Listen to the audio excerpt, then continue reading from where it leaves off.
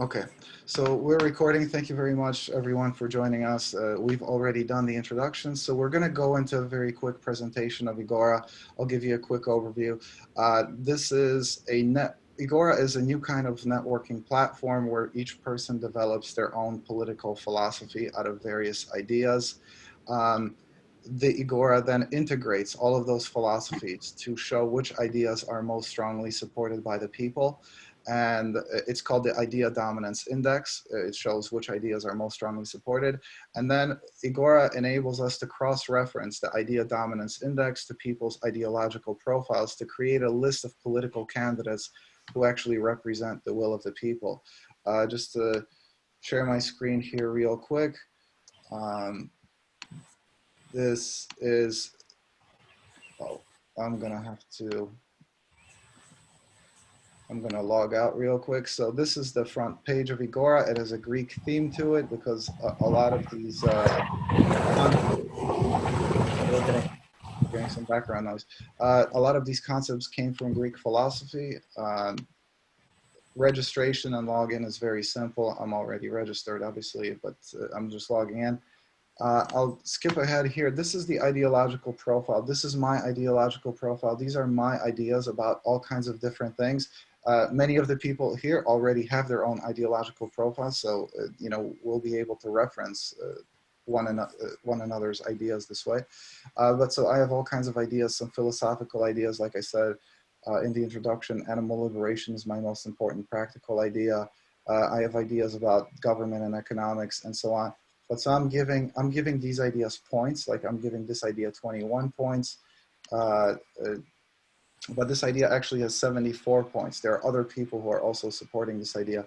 This idea, I'm giving it 20 points, but this idea has 102 points from other people. And so, like I said, this information is being integrated here in the indexes to show which ideas are most strongly supported by the people. So the number one idea in the world currently is the idea for the universal basic income. It is 206 points from 10 supporters. The number two idea is about equal opportunity for children. It has 173 points from 9 supporters, and so on. We have, like, there's almost 200 ideas here now, all kinds of ideas. And so, you know, we can explore any of them at these meetings. So at this point, what I'd like to do is kind of, again, start out with kind of a simpler idea, just to kind of demonstrate our process, because we introduce an idea, we get a sense of how many people agree with this idea. How many people are already supporters of this idea in Agora. Then we see how many people agree with this idea, but don't already support it. Maybe for whatever reason you're still not ready to support it yet, but you're still kind of on the same page. Then we give an opportunity for people to ask questions, for express their dissent against this idea. If they feel there's a problem with that idea, you know, we can discuss it. Maybe you want to offer an alternative, better idea that's, you know, better idea than that one. And then we give people an opportunity to try to get supporters for this idea. The supporters of this idea, we give them an opportunity to get other people on board with this. What I'd like to do is to start out with the number one idea, and I don't want us to spend too much time on this. I mean, we can, depending on how the discussion goes, if everybody wants to discuss it. And then while we do this, if there is an idea that you would really like to present to the rest of us, you know, keep that in mind. You know, you'll have the next idea that we discuss.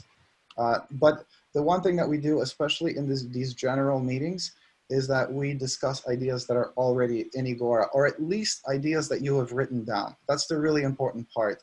You know, have it solidified so that other people, because maybe whatever you have to say is really, really great, and maybe other people will want to take your idea and actually run with it, you know? So make that easy for other people to use your idea. You know, make it easy for other people to make your idea real. And so that's really important. You know, please commit it to writing, even if it's not already in Agora. So while you think about that, well, let me just real quick introduce this idea. This is the number one idea in Agora currently. Rosemary, would you care to read this idea for us? And and you can I will. take the moderation from here too, please. Perfect. Okay. So I'll read the idea, and it falls under the category of universal basic income. And here's the idea. In our sophisticated society with a complex economy, we recognize that while we must incentivize people to be productive members of our society, the value of the contributions of some members to society cannot easily be gauged by their activity in the market. For example, parents, artists, philosophers, community servants, etc. Furthermore, we recognize that markets can fail to reward people despite their best efforts to be productive. For this reason, we should institute a universal basic income, UBI. The amount of this UBI should be dependent on the size of the economy so as to never disincentivize higher productivity of our society. And so the idea is stated, and what we do is we discuss it further. So everyone gives his or her own perspective on the idea, like to what extent you agree with it, or if you don't agree with it, what do you think should replace that idea? Like, how would you word it differently?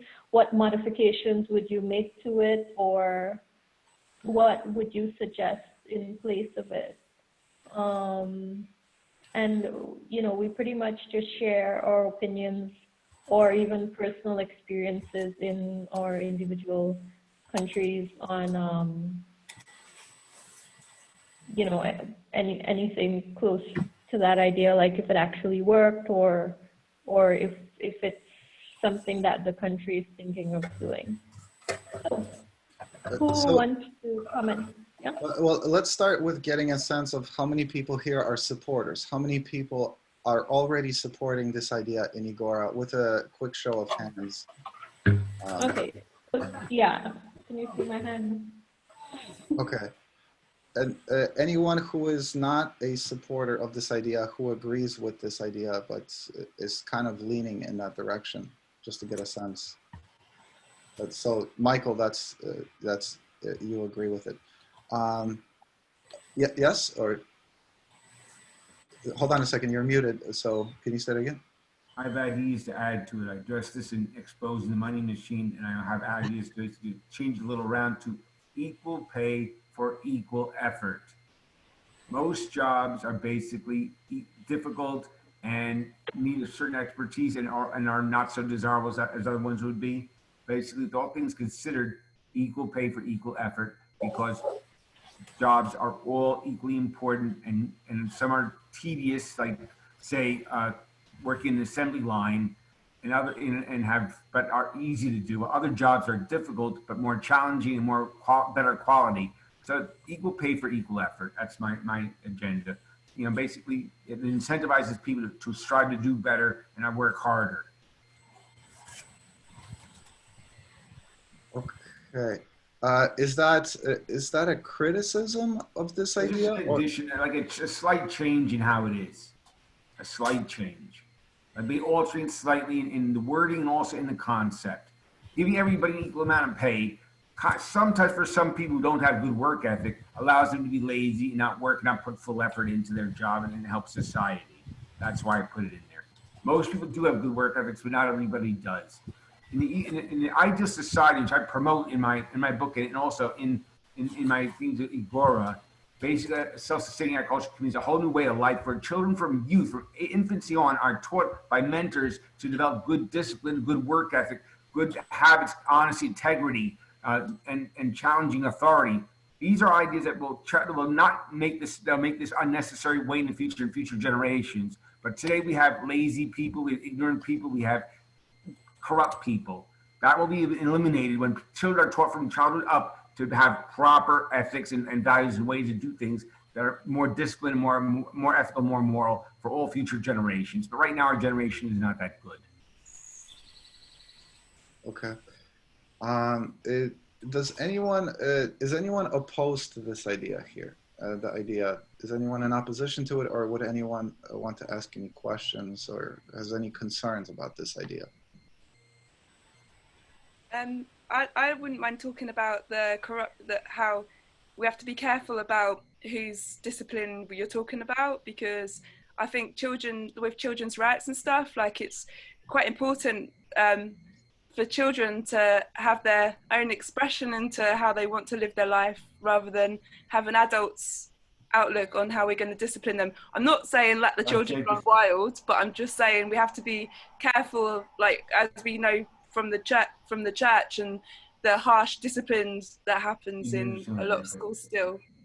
Yeah. You do not understand what I meant by discipline. Discipline does not mean punishment in my view. That's why I don't call discipline punishment. To me, discipline is your self-motivation to drive you to do things. That's all I meant.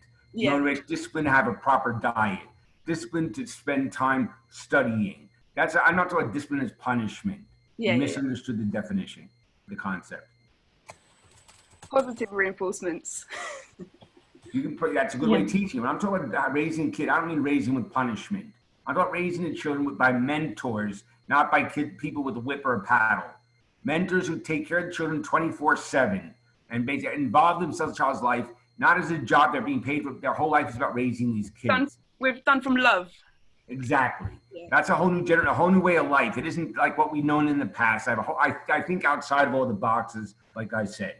And when I say discipline, I mean we need to have disciplined minds and bodies. And I think about us to be disciplined, not punishment to ourselves, but ways where we are driven to do what's right and to help the community as a whole.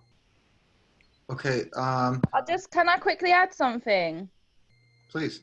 I just want to note the immediate barriers for a lot of people not going to be able to access this kind of discussion. Already I'm facing a lot of barriers, just like with my 2 kids running around being mental, and it's just really hard to listen, and that means it precludes like people like myself. Like I know this is an attempt to have some kind of democratic discussion, but I mean just to highlight, it isn't really going to be that, because a lot of people, it's going to preclude a lot of people technologically who might not have access to this, or just who don't have childcare, or like their kids don't go to bed early enough. Just saying. Well, just to address that point, we are discussing an idea about a universal basic income. That's no, I know. But even if there was universal basic income, doesn't mean that I would be able to have this discussion. Like I'm already on a basic income, like I'm on income support. So I'm just saying that I'm just saying like the reality of it is that it's hard to include everyone in these kinds of discussions. But at least if as a parent you're doing much more hours work than the average person, so maybe you should get paid more and then you could use your money to pay for childcare. Do you know what I mean? I'm just saying at the moment, I'm not saying anything about being against universal basic income. I'm just saying like it's really hard to have a bloody discussion about it.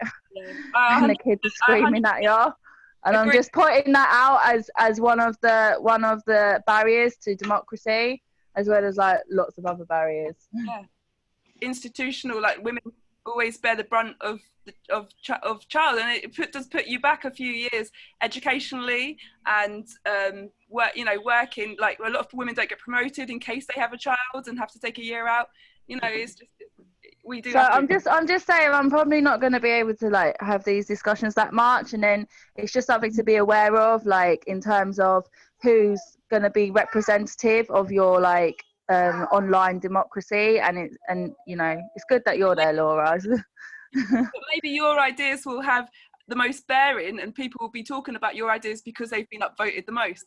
So from that point of view, when you do have time, then you can make your ideas more complex, and we'll make sure they get talked about. Maybe we could have like there could be people speaking especially on your behalf when you aren't able to have anyone help you with the children.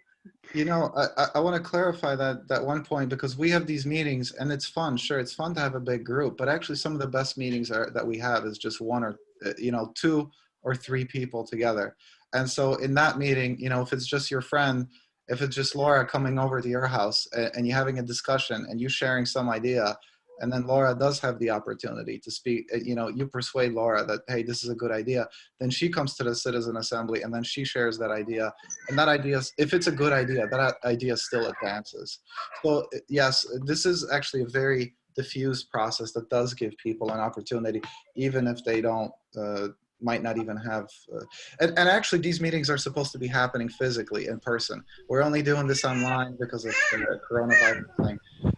But they could be I want to happening. mute it again because yeah, you can. It's hard to. Maybe as soon as you can arrange free childcare, put that on the agenda And for you the know what? meeting. We actually will be doing that as our meetings get bigger. Somebody will be, yes, we will be taking care of that. I always end up at the activist festivals we arrange. Me and my friend Naomi, we always end up doing the children's area, which means we can't go off and do the block in the industries and stuff. But it means we get to be safe and keep the kids safe and have we've got big rainbow belt and trampolines and all kinds of fun things to get the mothers involved in activism. Laura, so I just wanted to check. You said you're already a supporter of this idea in Igora. Is this idea in your ideological profile? Sorry, the idea that women should be paid, I mean the parents, should be paid. No, the idea is about the universal basic income. That's what we're discussing. Is that everyone should have a basic amount that's based on the size of the economy dispersed. And people, well, I've kind of like contradicted myself with two different ideas actually, because I said I do believe that, but I've also said as it stands now, and if we have to slowly introduce this, then the richest people, the people that get paid the most, should get taxed proportionally. So, like the big companies and corporations shouldn't be able to have their tax breaks like they have in England is the worst for it. So we've got like people on the poverty line that are paying huge amounts of tax and working, whilst companies like Google and Amazon aren't paying a penny. And as my professor says as well, he thinks the biggest criminals in the world are the tax dodgers, because there's no reason for people to have lack of education, lack of healthcare, and all these core, lack of housing, when these billionaires are sending their money offshore and investing it into the arms industries and tobacco industries. Listen, I completely agree with you, but that really is a much more complicated idea, and it is a separate idea that I will be very happy to discuss with you. What I'm trying to do, especially, and this is still for instructional purposes, I just want us to like go through the process once of going through an idea. I wanted to raise this idea. I wanted to solicit all of you for support of this idea. So right now, this idea has 10 supporters in Igora. I'm trying to get other people to add it to. Did you already? I'm not following you in Igora. Do you mind if I do? No, of course I don't. That's the point of it, I guess. But I haven't had a chance to read other people's ideas either. So I just made about 1 o'clock in the morning last night, I just made a note of 23 ideas, and they'll probably change quite a lot. And I just realized, as you were showing us earlier, that I've put them in the wrong order. So actually my number 1 was probably my first, but I did do it very roughly. So I've got to work on them. But that is definitely an idea I support, universal basic income. What is your search name in Igora? Laura Hughes, Laura. Okay, so I'm just for instructional purposes here. So I'm looking up Laura. I'm gonna follow you because at this point, like you are. What I'm trying to demonstrate, because you show that you raise your hand saying that you're a supporter of this idea, but this idea is not in your ideological profile. So what we mean for the sake of these discussions, it's that this idea is actually a part of your philosophy in Igora. So at this point you agree with it, but you're not a supporter of it. And what I'd like to do is to ask anyone else, if anyone else wants to express their concerns or questions, comment on this idea, or yes. Yeah, I need a clarification on this. Okay, so universal basic income is the idea that the government should actually pay and this is something to be decided, whether it's just citizens or also residents. I think it should be also legal residents of a country, that the government would actually disperse to them a certain amount of money that goes out to everybody. And, but especially in this idea that it's based on the size of the economy. So like if, let's say we have a UBI of five, you know, like we introduce a UBI of $100, let's say in the USA. And if the economy gets bigger as a result of that, then we should increase the UBI. So then next month, maybe it's like 200. And then if the economy grows and we make it 300, you know, it keeps getting bigger until, let's say, it gets to maybe like 1,000. And then you increase it again to 1,100, and then the economy becomes smaller because now people are working less. People are quitting their jobs because they're like, oh, I got enough UBI, I don't have to work anymore. Well, so now the economy is shrinking. So that means we should make the UBI smaller to make people go back to work, because otherwise they're just getting lazy. But the point is that based on the size of the economy, we can find an equilibrium that's actually, well, that helps people, like that provides people that basic income that, well, for all kinds of things. There are many reasons. What do you think about that? I could go on, but I just want to turn it back over to you. Yeah, I think it has some practical issues in implementing in an economy. Like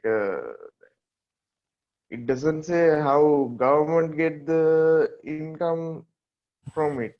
Like it's distributing free money. Well, I mean, you could say it's free money. I don't think of it as free money. The point of this idea is to say that people are actually contributing to the economy. They might not be working, but they're still contributing to the economy in other ways, just by being alive. The point is to say that just by being alive, people are actually contributing to our society. And we can gauge that because, like, if we introduce a UBI of $100, and if the economy gets bigger as a result of that, that means, well, that's something good. We actually more efficiently redistributed the resources in the economy to do something good, to make the economy bigger. We've rewarded certain kinds of behavior that actually should have been rewarded. So if we keep doing, we'll find a certain point, a certain equilibrium point, where the society is doing the best possible business. But then if we were to give people more money than that, now the economy shrinks. So that means we're giving people too much. So I wouldn't say it's actually giving people free money. It's actually paying people for being alive, because people are contributing to our society just by being alive. And like I said, maybe they're artists, maybe they're parents, maybe they're philosophers, maybe they're community servants, or you know, musicians. Maybe they're working on the next great hit. And maybe right now they're not making money from it, but later, like, you know, like a lot of famous artists, they died broke, they died hungry and broke, and then their artworks were sold for millions of dollars, you know? So they created all this value for our society, but they really got none of it.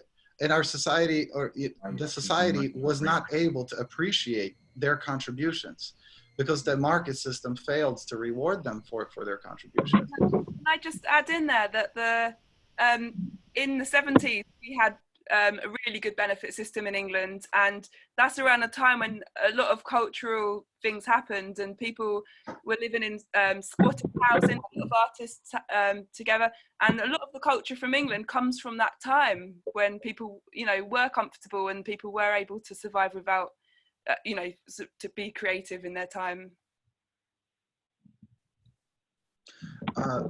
Michael, go ahead. Oh wait, hold on. I was trying to mute people just to make sure that we don't have a lot of feedbacks, but please go ahead, Michael. Okay. In a few minutes, I'd like to give a new paradigm, a whole different paradigm for all humanity. But in the meantime, addressing and saying your income for everybody. Some people are a detriment to society. The very rich, they don't work hard. They wheel and deal on the phone if they work at all. And they live terribly wealthy, easy lives. And they put in a detriment to humanity. These are people who run the military-industrial complex. These are people who run the media, where they impose bad values on us, all wrong mindsets, who try to sell us things that are harmful to us. These are people who run the pharmaceuticals, who cause addictions and deaths. They do not love humanity. They do not love work. They do not like contributing. And if you have a society which allows them to get paid as much as everybody else, they'll be lazy and they'll work a harm to us if they can, because they don't worship. They do worship an evil God. I'm not a Christian, and I don't I don't worship any God. But these people do worship a God, and their God is Lucifer. And they will not change their ways too much. You know, pay them, they're not going to be as rich, won't be as powerful maybe. If you don't pay them as well as they do now, they're billions. But they will still be a harm to society. And I disagree that giving everybody equal pay for just for a living, you know, is right, because not everybody contributes, not everybody is good, and not everybody is worthwhile, to be honest. I think all people have the potential of being good and valuable for, you know, but many people take the wrong path and serve money and serve themselves above other people, and also some serve an evil entity and do harm to other people intentionally and deliberately. I know we don't want to like that concept. People don't like to accept that people are actually bad in nature. People who are good and good in nature don't like to think that other people are bad. But these people are actors. They're highly intelligent actors. They're liars. And basically, that's why people in power lie. We see politicians lie with no problem. And they can act very well also. So they can act stupid, they can act innocent, they can act ignorant. They're highly intelligent actors. And they're also evil. And we have to be able to make sure that they do not infect society. And that's why I have to give us a whole new paradigm and a new way of life that basically promotes good, innocent people right from infancy and prevents them from turning the wrong way and going to bad ways. You know, just one point to make. So the people that you were expressing concern with, those are the ones usually with a lot of money. And that's what I said. Yeah, that's what I said. And what this idea, frankly, what this does, like if you look at the numbers, it actually is transferring wealth from those people to everybody. You know, so more money is not necessarily good. Poverty is not a crime. Riches is not a crime either, but it's not good. Basic materialism and doing bad, evil and being selfish, those are the crimes. Poverty is no crime. I lived in poverty most of my life. I have no problem living in poverty. It is not the money I want. I want righteousness on this planet. And more money does not make your life happier, better. Technology does not make your life happier, better. It is a quality of what you do with your life and the purpose you put to it. And following that purpose and helping other people and as well as yourself, but even as much as yourself, is what gives you true purpose in life and makes your life happy. Money does not make you happy. Technology does not make you happy. It just makes you entertained and more comfortable in a materialistic mode. Does anyone else have any other comments that they would like to make? Anyone? Because, you know, just to make your point, respond to your point, right, poverty is not a crime, but that's not what we're saying. What we're saying is that there are a lot of good people who are poor, not due to their own fault. I agree. I'm one of them. But those people are actually doing good work, such as yourself, community activists. Are the ones that are bad. I'm not saying the poor are bad. I'm saying the rich are bad, and it's a crime what they've done to humanity, intentionally and deliberately destroyed many human beings. Well, millions of them. Their pursuit of happiness has destroyed the happiness of hundreds of millions of others. But what I'm saying is community activists such as yourself, you're doing a kind of work, contributing to society. Not everyone is going to value that, but what we're saying is that the market is not always effective at valuing all of the work that people put into society, and that the universal basic income is a kind of a way to actually pay people for those contributions that are very difficult, if not impossible. I understood you well. I understood you well. My differing with you was not with people having equal income. I don't mind that. I'm just saying that rewarding some people who do evil and who will not work or work towards the evil and giving them money, they're not contributing to humanity by living. Their living is destroying humanity. They'll cause nuisances and evil at every which way they can. That is their nature because they serve an evil entity. And they will basically do harm they can, and allowing them with even a penny is no good. They've been allowed billions of dollars. Of course, they've collected all the power because they work in a network, the Freemasonry. They work in a network where they only promote and give power and money to other people who are in their agenda. And that's how they got all the power. But basically now, I'm saying a new paradigm I want to introduce to you here will not allow that to happen in the future. From infancy, children will be steered the right way and basically, be taught how to be careful about what choices they make, who they listen to, not trust anybody, but to challenge people, to test all things, but at the same time to do righteous deeds all the time, make sure their actions are right, not their beliefs, because beliefs are nonsense. It's what you have knowledge of and what you do with your life that matters, not what you believe and not what you say. The words do count for something, but it's our actions that are important, not our beliefs. And true knowledge trumps faith any day.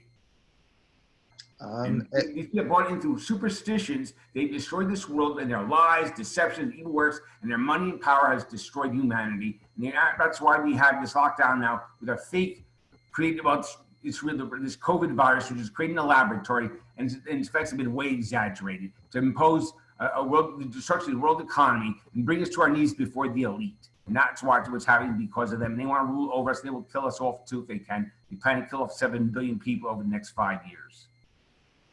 Okay, we do have a new person join. Actually, two new people joined us. We had Paul and Ilya join. So maybe we can do a quick introduction. If you could tell us your name, your nation, your professional or educational experience, if you want to disclose that, and your main interest as a thinker and your main concern as an activist. Paul, maybe you could tell us a little bit about yourself quick. Hi, I'm sat here in Manchester, UK. I came here because I'm interested in participative democracy, possibly looking at an international global citizens assembly. I know there's serious problems with that working.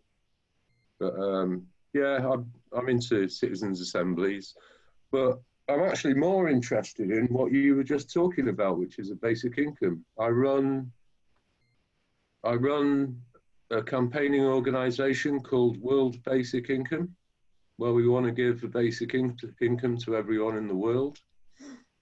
I'm with Extinction Rebellion. I'm an economist. I've worked internationally. That'll do for now. Thank you. And Ilya is still joining. It's still taking a moment. So we were just discussing some idea. It was still kind of a warm up. I mean, I love discussing about this idea. Just to give you a quick overview, Paul, I'm going to share my screen here because we're using a new networking platform where each person develops their own philosophy out of different ideas.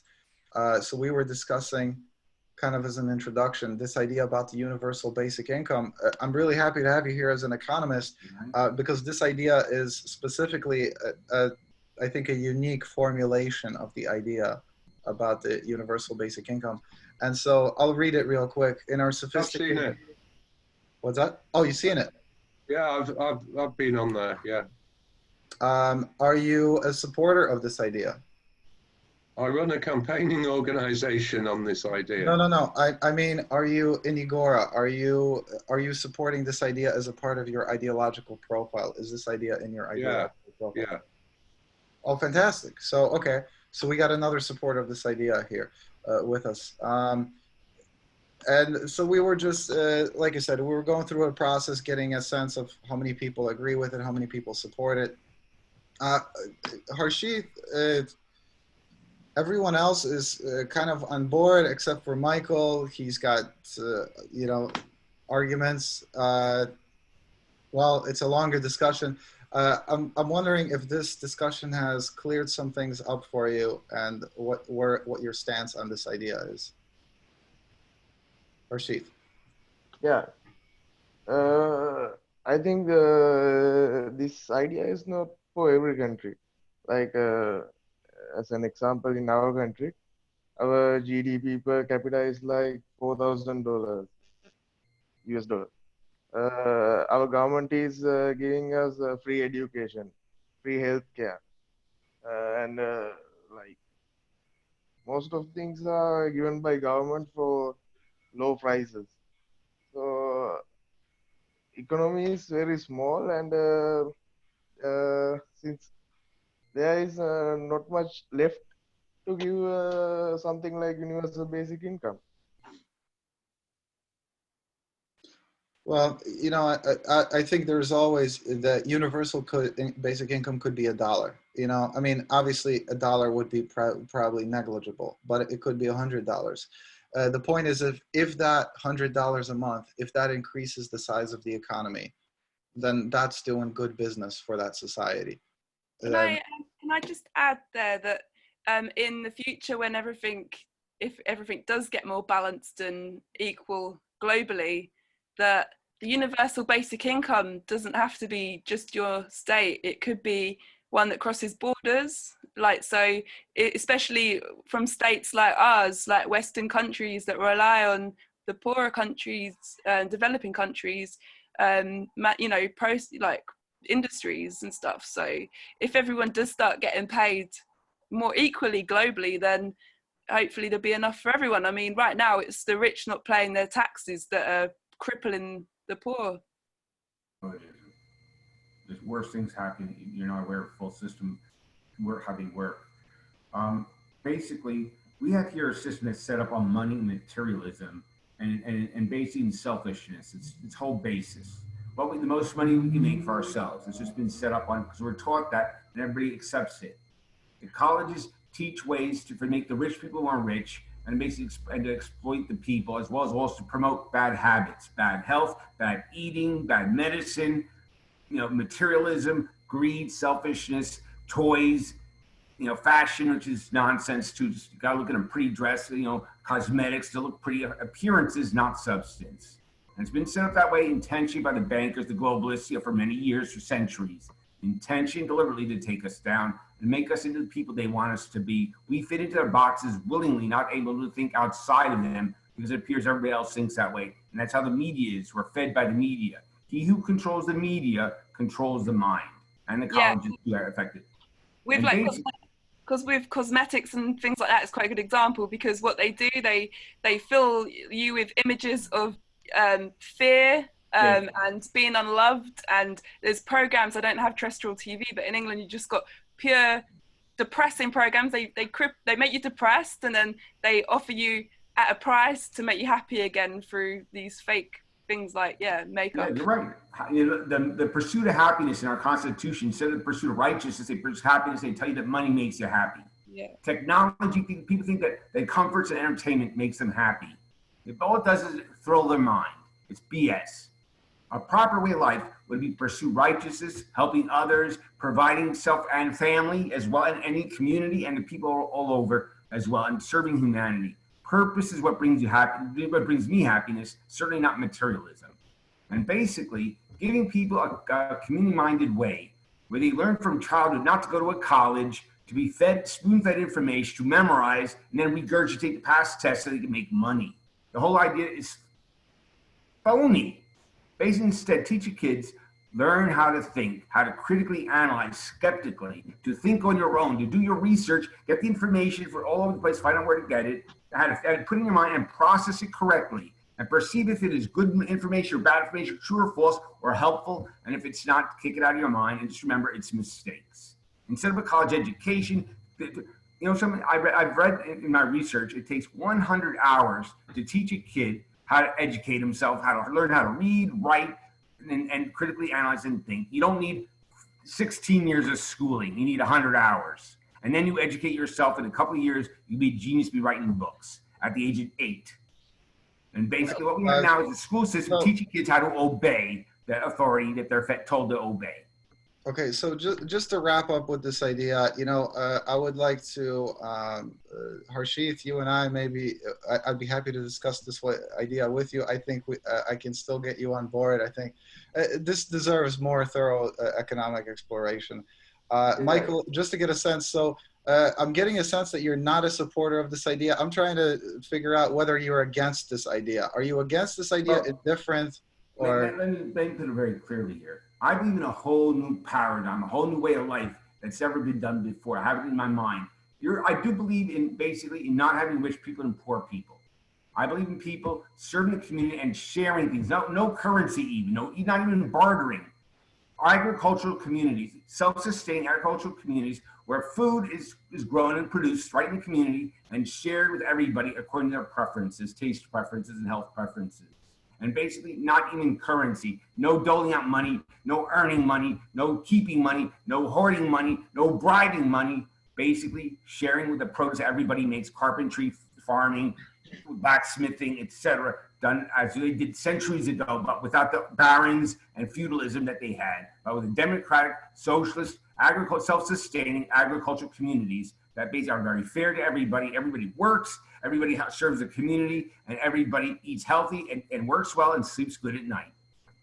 Okay. That's good. That's good. But so I think the universal income idea is a good like bridge to that. You know, like because and also trading as well. Now we trade with ideas and stuff. Like I don't know, like if money's really got a place in the future. But you kind of got me on both. I kind of agree with both. So yes, an interesting one. Okay. Understand that we have global warming going on now. And basically, the only thing to heal it in taxing Hold on a carbon second. emissions is not going to heal it. Global warming can be healed by planting lots of trees. Animals breathe in oxygen, out carbon. Plants breathe in carbon, out oxygen. Why don't we store the planet? Simply plant trees everywhere, and preferably fruit trees, so we can have food out of it. Plant lots and lots of fruit juice all over the world. That will get rid of global warming. Take away technology. Like I said, this is back to farming. Back to like the Amish do in Pennsylvania. They basically don't have any technology, not even electricity. They've been living for centuries that way, and they still do this. Take away all technology, electricity, gas, oil, all that stuff away. Get rid of your cars, get rid of your furnaces, your air conditioners. You want to live warmly in the winter? Get a fire going. Wear some clothing on. Coat. Get a fire going. Warm up by the fire. And basically go back to basics. They were living centuries ago for thousands of years. There was no pollution back then. We are at a cusp of destruction and basic extinction because of pollution. All right, so we're done with the discussion of the UBI. We can revisit that at some other point. I'd be happy to revisit that with other people who would want to discuss it. I want to make an opportunity for someone else to raise another idea. Is there is there a specific idea that somebody would like to raise here for the assembly to discuss? I take it the whole session. Of course, I would like to bring in my whole new paradigm of self-sustaining agricultural communities and every aspect of it to take about 5 minutes. Is there what we're doing is there a specific idea that someone has written out that's in a written format that they would like to raise for discussion right now? Maybe the one I did on education, the second idea that I had. Okay, so also in your profile now. All right, so I'm going to pull up Rosemary's ideological profile. She is raising an idea from there. This thing is blocking my screen. Ilya is joining us again. Okay. Sorry, is this window, do you see this window at the center of my screen right now? Is there a window at the center of my screen, or is it just visible on my screen? Could you tell me? I see the whole ideological profile page, a picture of Rosemary on it. Oh, okay. See, I get another display, and so okay. So this is Rosemary. It's your 22-point idea, correct? Yep. Okay. So do you want to read it, or should I read it? I could read it. I didn't put a category, but it's a universal idea, meaning that it applies to pretty much all countries, and it falls under education and children, like raising children properly as a society. So I'll read it. The education system should cater for the diverse needs and talents of learners. Its primary function must be to develop students' capacity to think, discover, and problem solve. There should be a variety of schools with different specialties at each level. Opportunities must be provided for children to engage in activities related to their individual interests. Early childhood education programs should promote hands-on learning, as well as emotional intelligence and social skills, because these contribute to the development of healthy, well-balanced adults who can make useful contributions to society. So that was my idea on education and a couple points on how it should be done worldwide. Like, I think this idea generally applies to all education systems in all countries. How many supporters of this idea do we have here right now? So, okay, so again, Laura, I don't think you supported this idea in Igora, but you agree with it, right? That's I literally just did my ideas in the middle of the night last night. I just kind of like rushed them, but they're a work in progress. So please don't read them yet.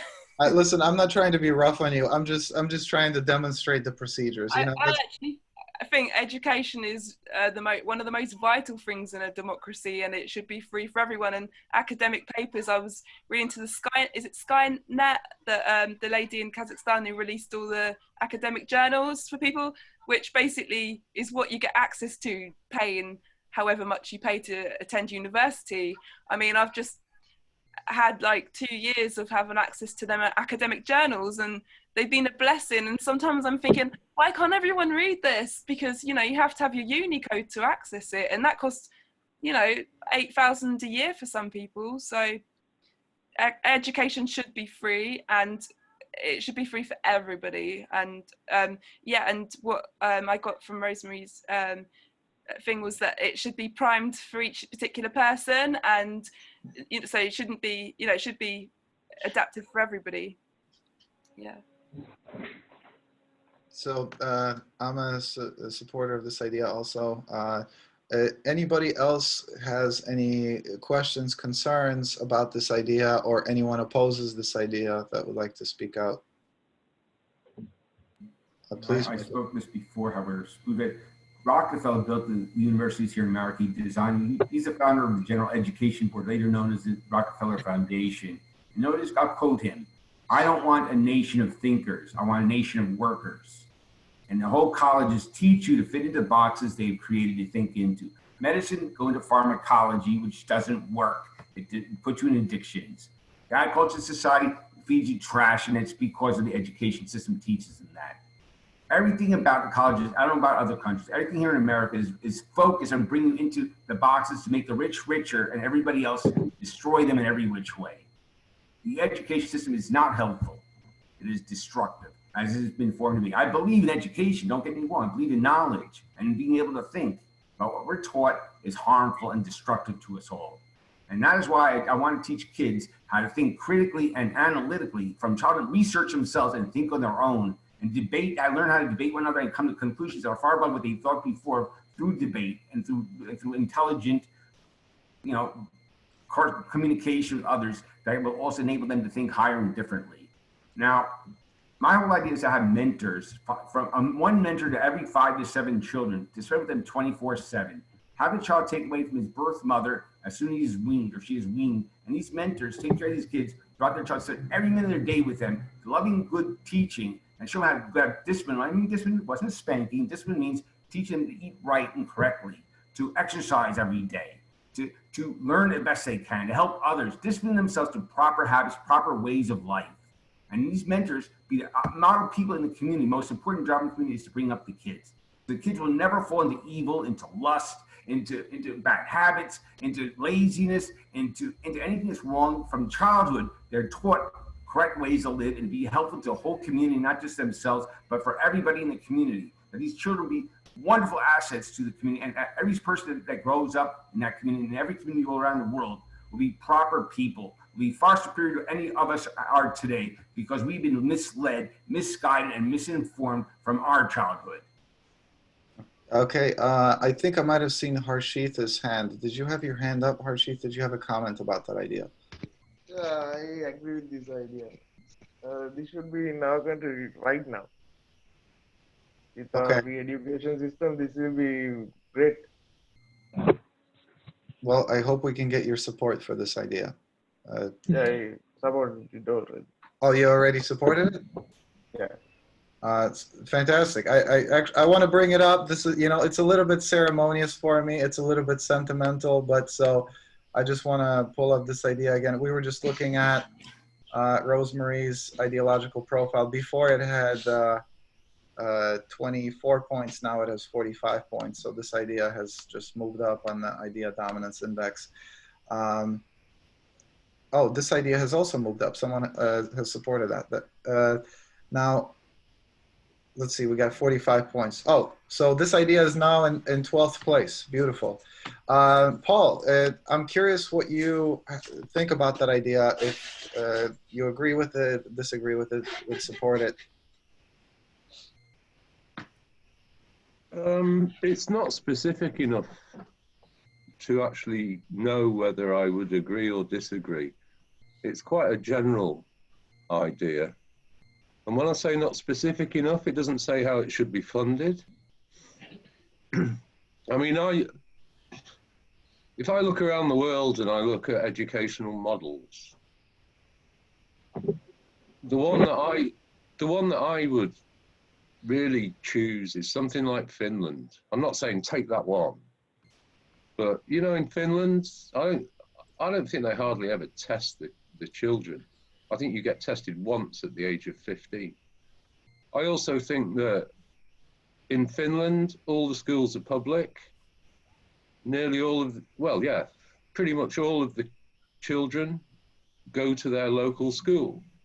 There's not this kind of craziness of trying to get into some kind of elite school that's 5 miles away or something like that. So if I was going to recommend some education, I'd kind of base it on some kind of Finnish model. Now, some of Rosemary's suggestion, it could be that. It just isn't specific enough to say whether it is that or what. There's a lot of nice things there. You know. Paul, I understand. Oh, yeah. I understand what you're saying, but what's important about how we work is that when people show support, right, none of these ideas are perfect. We don't say that they are. But unless there is a better idea, then it's best for us to just go with a good idea. Because when enough of us show support for a certain idea, that idea rises, which attracts attention from people who know more about it, who can articulate those ideas better, who can make them more specific. So there is value to supporting even an incomplete idea. So if you think this is a good idea, your support actually, it's a small step, but it does help. It's a part of that step towards developing a better idea. But since Rosemary wrote it, maybe she can also say something about that. You're muted. Right. So about that idea, I could have written an entire speech on education, but I had to sort of summarize it, and I agree it's very vague. What I see the idea as is a conversation starter. So each point given, can be elaborated on more in terms of exactly how it's done. Like when I say there should be diversity, it includes diversity in the type of curriculum. Like not every school should have the same curriculum. And it also means diversity in terms of, let's say, teaching methods. Like some schools may have a more hands-on approach to teaching, where some schools may follow theory. But the diversity is just a blanket term. But the point, I think the point is that the education system should be focused on teaching students how to develop that capacity to think. So you sort of, you modify the curriculum to suit the students rather than vice versa, which is what happens most of the time. Most of the times we try to fit the student into the curriculum. So we have the curriculum and we have this model of how the students should turn out, what they should leave school with. And I think that is where it becomes stressful for the teachers and even for the students. Education should be focused around studying the student and identifying the student's talents and developing them, rather than having a list of talents that we want students to have, because it's just out of respect for the diversity in the human mind from birth, that each person is born as a unique individual. And I think it comes back to human rights too, because I think human rights include the right to education, especially for children up to a certain age. So we want to ensure that up to that age, they're receiving the right kind of education that they need, not something that wouldn't actually develop them into a citizen who can contribute positively. You know, it's all about minimizing the failure rate in schools. So you don't want to have universal education, but every student is in the same type of school. So you have every student up to age 16 in school, yet a fraction of them will still leave without any qualifications because the curriculum wasn't catering for their needs. So I meant it as a conversation starter because, you know, there's so much that could be said on education and how it should be done.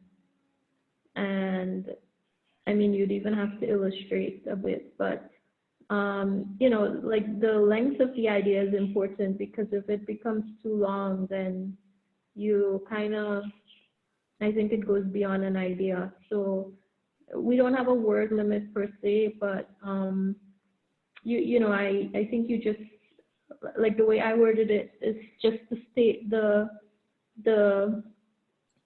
basic concept, which of course would be developed further into, let's say, a whole education philosophy for a nation or a manifesto for education. Yeah.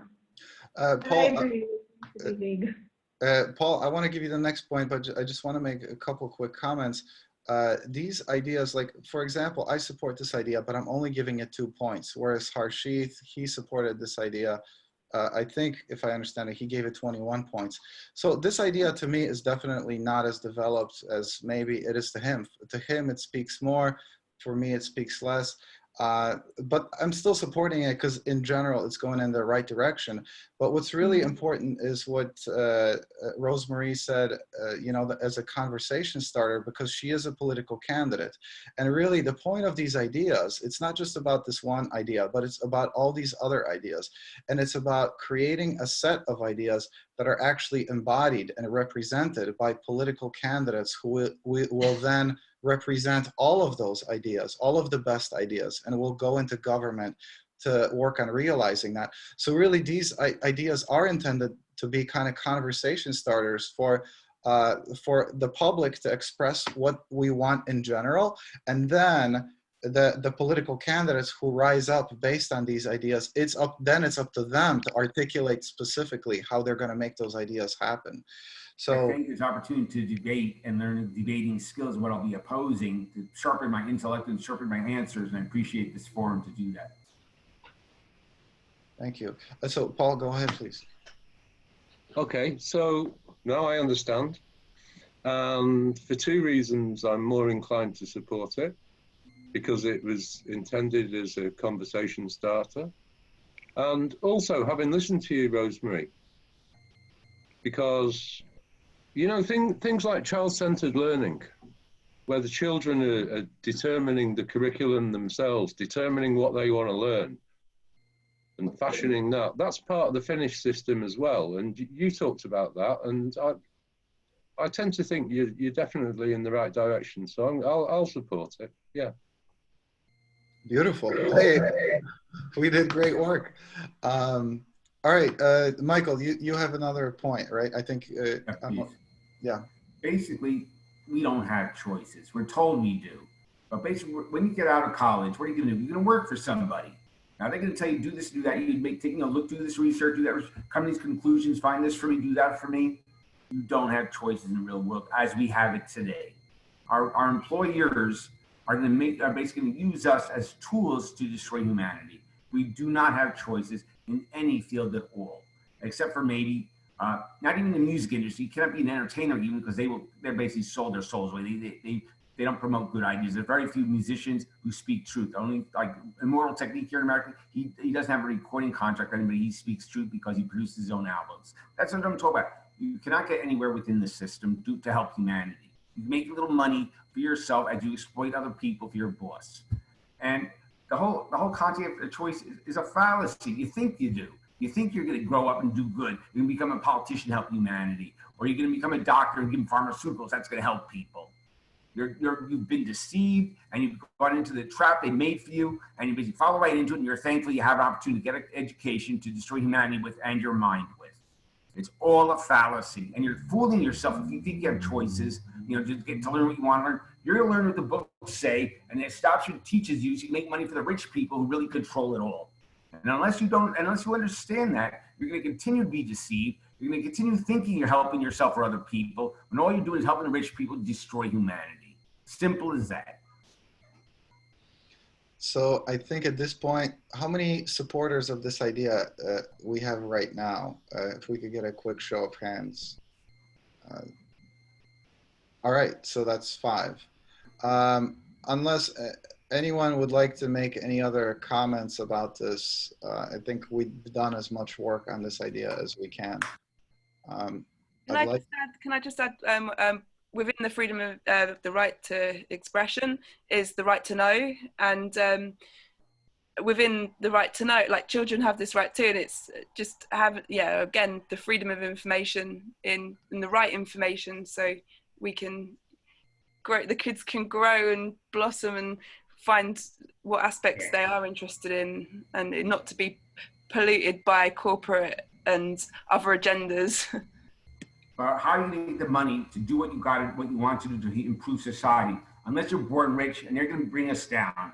People born poor cannot really form entrepreneurships. They're set for failure unless they fall into the boxes made for them. And then they'll get money loans if they fit into what the loaners will provide the money for. And they will not provide money for you if you don't fit into their agenda. Simple as that. Well, in the schools in England, originally after the industrial after the Industrial Revolution, a lot of the schools were designed like the factories they wanted the children to work in. So they got their head space already even into the architecture. So. Yeah. Well, here in America, the Rockefellers designed our education. But I'll tell you, this is not public, this is knowledge. Every country now falls under the United States power, who's basically, through imperialism and militarism, has conquered the world. And we have puppet dictators everywhere. And the United States follows the agenda of the Vatican, simple as that. Simple as that. Okay, I will consider the discussion of this idea concluded. We have about 25 minutes left. We could raise another idea if somebody would like to. Yeah. I wanted to make a point, so that was my second idea. The first one wasn't well developed, but it spoke to development and measuring development. I wanted to make a point about education though, and why I put it high up on the priority list, because I see it as, if you're doing policy or even just coming up with ideas on how to fix the world or fix a country, prioritizing is important because some problems lead to other problems. So if we fix our problems at the source, or we fix them even before they're created, then, it kind of makes life simpler. Now, I see a faulty education system leading to so much, which persons would have commented on, if we have good education and every child is properly developed, then we have a smaller possibility of adult criminals later on. You got the school to prison pipeline, they call it, where there's the schools prime the kids to end up, a lot of time they end up in prison. Yeah. Exactly. So by putting a lot of emphasis on the education system and ensuring that it's done right, it solves problems in the future. Because if we have all children growing up to be productive adults, then we shouldn't have a huge unemployment problem. We shouldn't have that level of poverty. Right point, exactly. And when it comes to mentoring, academic, intellectual development, but social skills are good, and emotional skills, you wouldn't have, domestic issues and gender issues and all of that. So I just wanted to make a point why I chose to discuss education as pretty much my second idea, but the more well-developed one, just because I feel like it's very important, and when we look at policies, education should be high up on the priority list. Absolutely right. Absolutely agree with that. May qualify something here. Train the kids up from the beginning, as long as being fed good information and not to be not obedient, but to judge themselves what to do and to do it righteously. Teach the kids to have good not only good eating habits, but exercising vigorously every day. The mind is fed by the blood. The bloodstream has the red blood cells containing oxygen, and when you exercise vigorously, your heart pumps, you breathe heavy, and the blood circulates all throughout your body, including into your brain. And you think clearer, you're less depressed, you're smarter, your brain functions better. Giving kids good health and habits of exercising and having strong minds as well as strong bodies.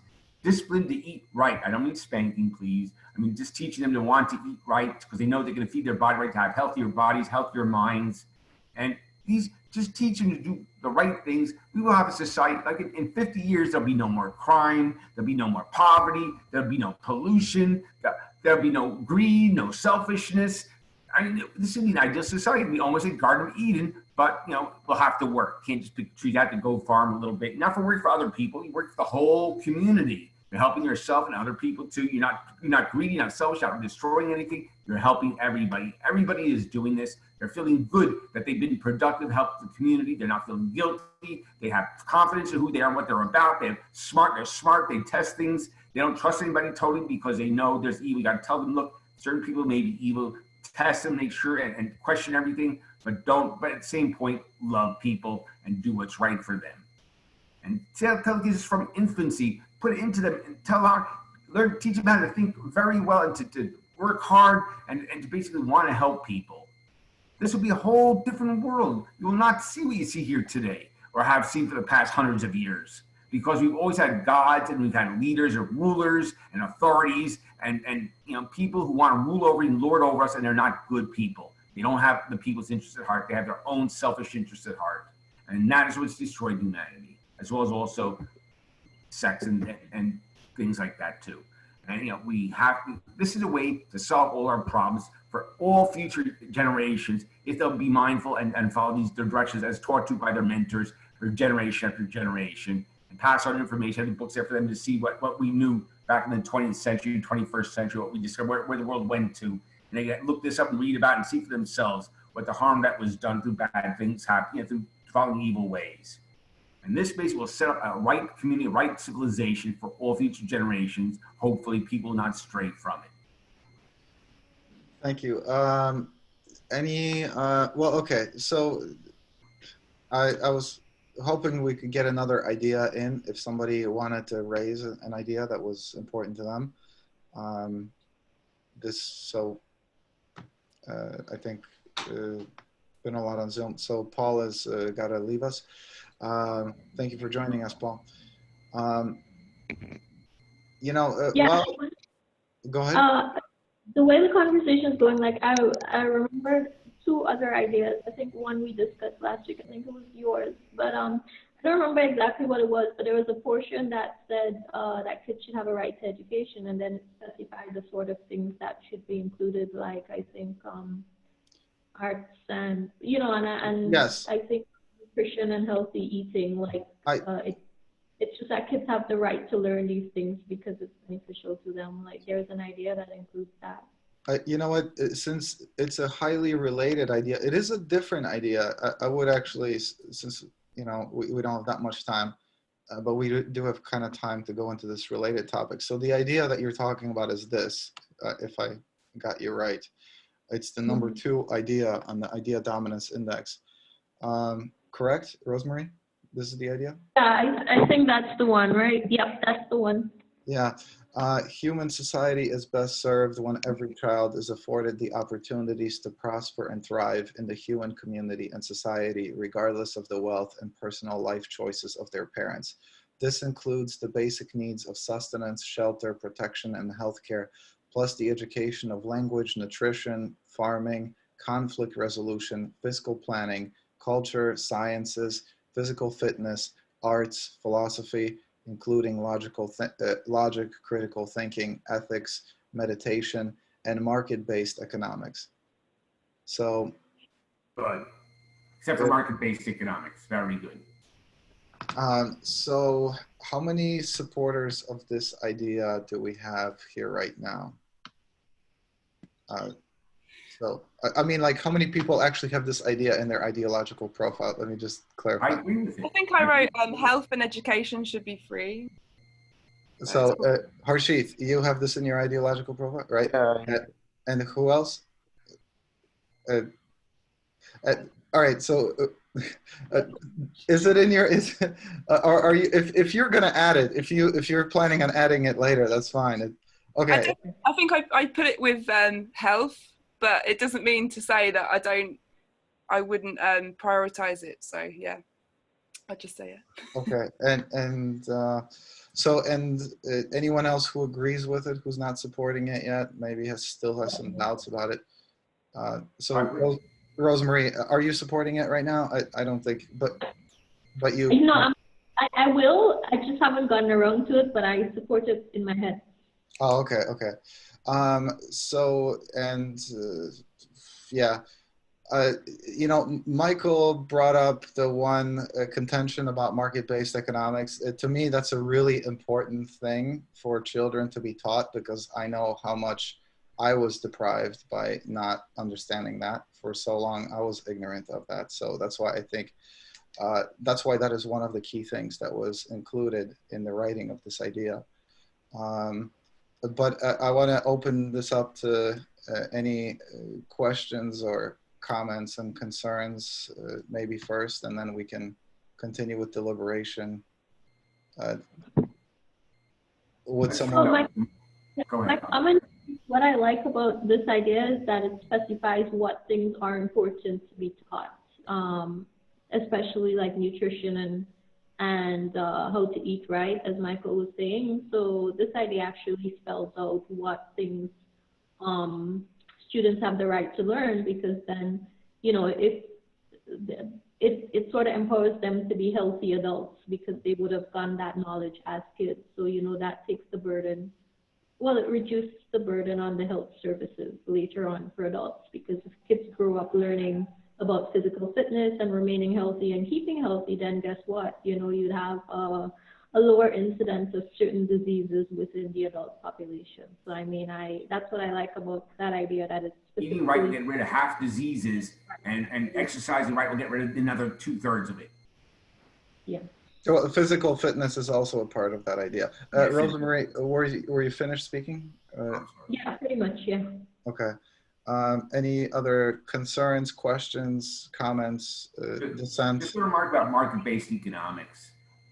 We have a market there. Basically, the market goes on what's going to sell. That's what, everybody goes to the market to make money. Very few people go there to improve humanity. So basically, they're saying, how do I get my idea, make me money, sell it for the most money I can, produce it for the least amount of money I can, make a big profit out of it. That's what the market is about in free market and capitalism. Getting the most money you can. You know, supply and demand, the free market. These are ways to make a profit for self, you know, for the owner. They're not out there to help humanity. And basically, learning economics that fits into that paradigm is faulty from the start and is destructive to humanity. People understand that. It's good. They'll know, hey, this is bad. I won't do anything in it. But other people say, look, I can make money for myself. I like to have that nice new car. The television looks good. The stereo. This is what I want. Let me go into these market-based, capitalistic, free market-based ideas and screw the people and make lots of money for myself. And people will do that. There are a few people like that. Most people are good and do that, but understand, people are thinking that they must have they see on television, everywhere else, big houses, nice houses, new appliances, new cars. I got to have that too. Everybody else does. That's the way of life. Everybody does that. Everybody gets a big house. Everybody gets a new car. That's what I got to do. If I don't, I'm deprived. And I've been done unfairly. I got to make money to provide for me what everybody else gets, because that's how life is. And honestly, people have been wrong thinking. I'm happy in a room with a private bath. I don't even need an apartment. You know, but most people think they need a house and a new car, because they've been buying into television and watching this and learning from television and from the streets and from the colleges and everywhere else that teaches them so wrongly. And the whole paradigm needs to change. We want to save humanity. Technology's got us so we don't even need to walk or get out of our seat. We have the remote control. We have the telephone, the video, and everything brought us. We have frozen dinners, deliver pizza. You know, we have everything is automated. We don't have to lift a finger because we're lazy and want to be entertained. Because that's what we're brought up to do through the media, through the colleges and everything else. We've been brought into the idea that life is all about entertainment, all about luxuries and comforts and providing for self. And that's because of the establishment. It's not our fault, it's because of the establishment brainwashing, propagandizing us. And that's what we believe. And we got the cars and like I said, remote controls, everything, because we're too lazy and we don't even think about this, and we just buy into it and do what everybody else does, because it's basically what people do. Groupthink was addressed in my first book, Exposing the Money Machine. Groupthink, everybody else does it, I got to do it too. I'm not going to deviate. That's some people's minds. I'm not saying that's what I do. But basically, we need to get outside the paradigms, think outside the boxes, perceive it for what it is. Look at what we really need and what's most healthy, not what everybody else has done. How humanity's been led for hundreds and hundreds of years under feudalism, slavery, presidents, prime ministers, dictators, kings, with their armies. And these people aren't good or right. Doctors, lawyers, police, judges, these people aren't good. They want to lord over us. They want to have things their way, in the way their evil entity tells them to. They want to fit into that paradigms and the concepts that they allowed to happen because they've been led to by their Luciferian God. Rosemary has her hand up.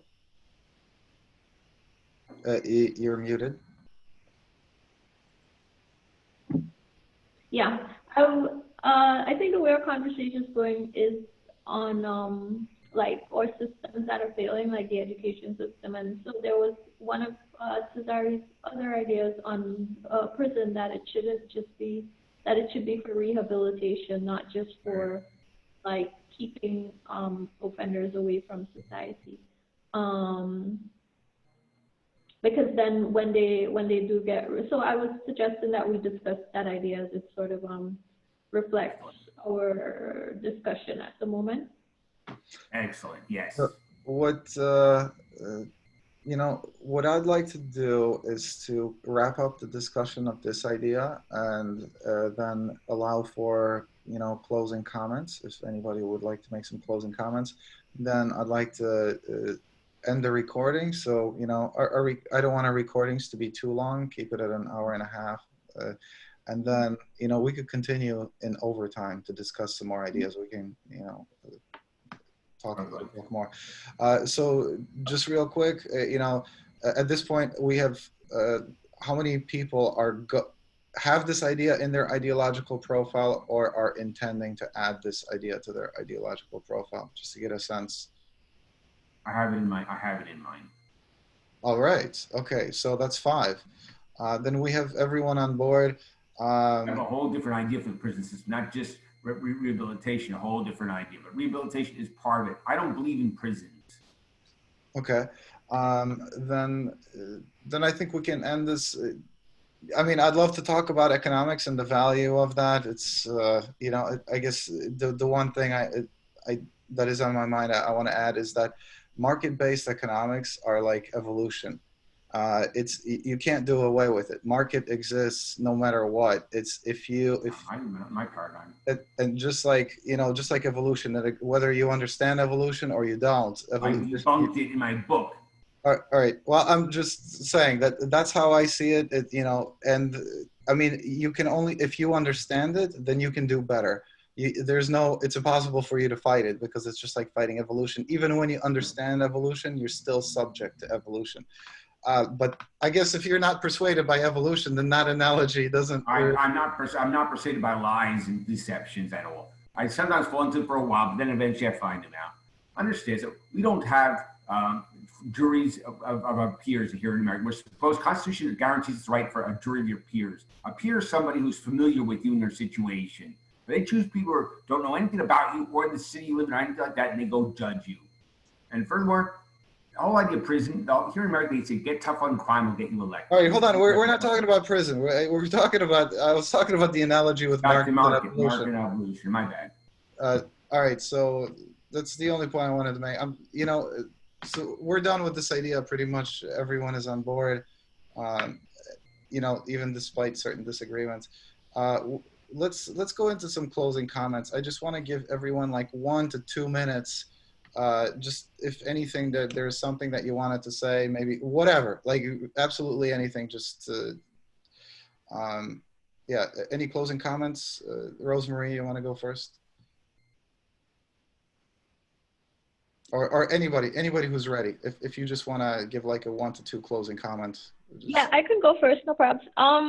Yeah, I wanted to say that the meeting was rather productive and I enjoyed it a lot. And I mean, this is my second meeting, but I feel like I understand the system a lot better because that's essentially what it is. Like, it's a lot easier. That's the purpose of the platform. It's a lot easier for persons to put their ideas up and assess other people's ideas in their spare time, because everybody may not have the time for in-person meetings, you know, our schedules may not coincide. And I mean, this is like everybody across the world, like citizens. So this is what makes the platform unique and really, really essentially revolutionary because we can all put our heads together across the world and come up with policies to improve our conditions globally. Cesar, I want to thank you for this opportunity. I have nobody in my life, no friends, no family, no coworkers. I work solo, been in and out of prisons for my work. And basically, I welcome opportunity to speak to intelligent people, people in politics, people in college, from education and working activism, you know, people from other countries. It's a wonderful opportunity. I don't get an opportunity to talk to anybody much. And this is especially wonderful. I want to thank you. And also that I am able to debate a little bit and able to sharpen my skills a little bit. And to be honest, I'm just seeing more and more that make me cocky. My ideas are very good. And you guys are helping me see that. I'm not saying that you guys' ideas are bad. You guys' ideas are good for what the establishment has. Compared to what the establishment has, your ideas are great. But very few people think outside the boxes because you've been to universities, been brainwashed through the television, which I haven't watched for 15 years. I haven't watched television 15 years. I haven't had phones, nothing, been in and out of prisons. And I have that as an advantage, you know, for myself. So basically, for what you've been given, you're doing very well. I have the advantage of not going to college, being in prison, not having the luxuries that brought most people down. And, you know, and this is a good opportunity to actually get in there and see how other people think. And I really appreciate it. Thank you. Who else has some closing thoughts? You don't have to have anything. You know, I'll go. I'll go while you're thinking about it if you want to take an opportunity. It's and it's really just more a systematic thing. You know, I think we're doing something great, and I want more people to have this opportunity to participate in that. So please help us get the word out so we can have a bigger, richer discussion. And yeah,